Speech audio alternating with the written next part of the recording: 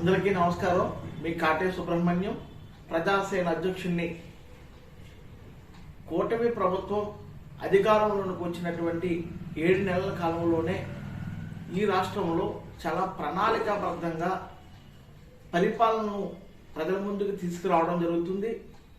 అనుకున్నటువంటి కాలంలోనే ఒక్కొక్క పనిని పూర్తి చేస్తూ ఈ ఆంధ్రప్రదేశ్ రాష్ట్రంలో పరిపాలన మరింత సౌలభ్యం చేయడం కొరకు ప్రతి మంత్రి కూడా చక్కటి నిర్ణయాలను తీసుకుంటూ ఇటు పవన్ కళ్యాణ్ గారు కానీ ఇటు నారా చంద్రబాబు నాయుడు గారు కానీ చాలా ఆంధ్రప్రదేశ్ ప్రజల కొరకు కృషి చేస్తూ ఉన్నారు.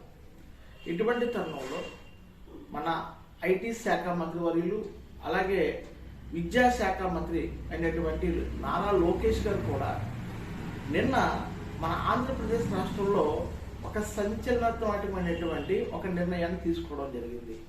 అలాగే దాన్ని ప్రారంభించడం కూడా జరిగింది. ఏంటంటే ఈ గవర్నెన్స్ అంటే వాట్సాప్ ద్వారా వాట్సాప్ గవర్నెన్స్ అనేటువంటి దాన్ని తీసుకురావడం జరిగింది. అంటే వాట్సాప్ ద్వారా పరిపాలన ఏ విధంగా చేయొచ్చు అంటే ఒక గ్రామీణ ప్రాంతానికి వెళ్ళినప్పుడు ఒక క్యాస్ట్ సర్టిఫికేట్ చేయించాలన్నా లేకపోతే వేరే ఏదో నివాస ధృవపత్రం అయినా లేదనుకుంటే విద్యుత్ బిల్లుని పే చేయాలన్నా అది కొంత కష్టతరమైనటువంటి పని. అంటే వాళ్ళు పంచాయతీ హెడ్ క్వార్టర్స్కి వెళ్ళి సచివాలయాన్ని సంప్రదించడం, మళ్ళీ అక్కడి నుంచి మండల పరిషత్కి వెళ్ళడం, ఇవన్నీ కూడా కష్టంతో కూడుకున్నటువంటి పనులు ఇప్పటి వరకు కూడా.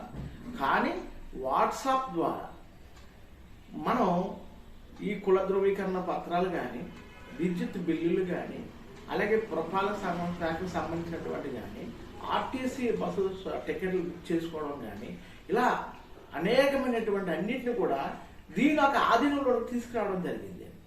అంటే సుమారుగా మన ఆంధ్రప్రదేశ్ రాష్ట్రంలో 161 సేవలను ఈ వాట్సాప్ పరిపాలనలో తీసుకుంది. అలాగే దీనికి ఒక పేరు కూడా పెట్టారు, మన మిత్ర అనేటువంటి పేరు పెట్టడం కూడా జరిగింది. చక్కగా అంటే మనందరి కొరకు ఏర్పాటు చేసింది కాబట్టి మన నారా లోకేష్ గారు మన మిత్ర అనేటువంటి పేరు దీన్ని చక్కగా పెట్టడం జరిగింది. అలాగే వాట్సాప్ నెంబర్ను కూడా ఇవ్వడం జరిగింది. 9552300009 అనేటువంటి దాన్ని మరి ఈ వాట్సాప్ గవర్నెన్స్ అంటే వాట్సాప్ ద్వారా పరిపాలన చేయడానికి ఈ నెంబర్ని మరొకసారి చెప్తున్నాను, 9552300009 అనేటువంటి దాన్ని. అంటే ఇక్కడి నుంచి ఒక గ్రామీణ ప్రాంతమే కాదు, అలాగే మున్సిపల్ పరిధిలో ఉన్నటువంటి కార్పొరేషన్ పరిధిలో ఉండేటువంటి అనేకమైనటువంటి ప్రాంతాల నుంచి ప్రజలందరూ కూడా వాళ్ళ ఇంటి వద్దనే ఉండి వాళ్ళకి సంబంధించినటువంటి అన్నిటినీ కూడా వాట్సాప్ ద్వారా పొందేటువంటి అవకాశాన్ని మన కూటమి ప్రభుత్వం ఆంధ్రప్రదేశ్ రాష్ట్రంలో తీసుకురావడం జరిగింది. అంటే రాబోయే కాలంలో అంటే ఈ యొక్క టెక్నాలజీ అనేటువంటిది పెరుగుతూ ఉంది. దీన్ని ఏ విధంగా ఉపయోగించుకోవాలి? మనిషి జీవితం చాలా బిజీ అయిపోయింది. ఉదయం లేచినప్పటి నుంచి సాయంకాలం వరకు కూడా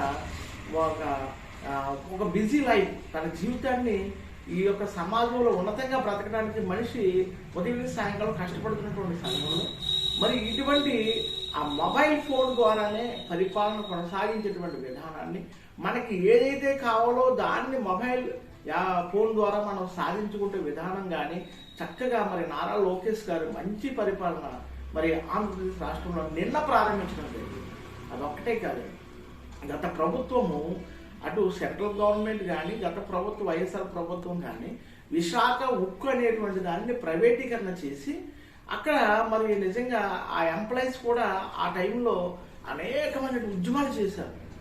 మొన్నటి వరకు కూడా చేస్తూనే ఉన్నారు.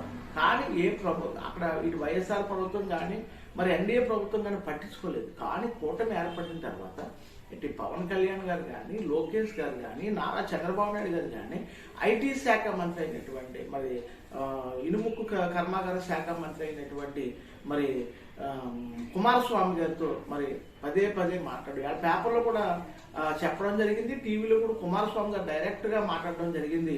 నారా లోకేష్ గారు ఈ గత ఎలక్షన్లో మా నాన్నగారు ఆంధ్రప్రదేశ్ రాష్ట్ర ప్రజలందరూ కూడా ఒక వరంగా విశాఖ ఉక్కుని ఇస్తానని చెప్పారు. ఖచ్చితంగా మరి స్టీల్ ప్లాంట్ అనేటువంటి దానిని మీరు ఖచ్చితంగా మా ఆంధ్రప్రదేశ్ రాష్ట్రానికి ఇవ్వాలి, ప్రైవేటీకరణ చేయకూడదు, దీని అభివృద్ధి కొరకు మరిన్న కోట్ల రూపాయలను కేటాయించాలనేటువంటి దాన్ని ఇది ఉండడం వల్ల మా ఆంధ్రప్రదేశ్ రాష్ట్రంలో కొన్ని లక్షల మందికి ఉద్యోగాలు వస్తాయి. వచ్చే ఆల్రెడీ పెరిగితేనేటువంటి దాన్ని కూడా దీన్ని ఇంకా ఆధునీకరణ చేయడానికి మరి సన్నాహాలు చేస్తున్నటువంటి మన ఐటీ శాఖ మంత్రి వర్యులు మరి నారా లోకేష్ గారికి ఆంధ్రప్రదేశ్ రాష్ట్రంలో ప్రజలందరూ కూడా మరి తోడ్పాటుగా ఉండాలి. ఆయనకి చాలా చాలా చాలా థ్యాంక్స్ అనేటువంటి విషయాన్ని కూడా మనం అందరం కూడా చెప్పాలి.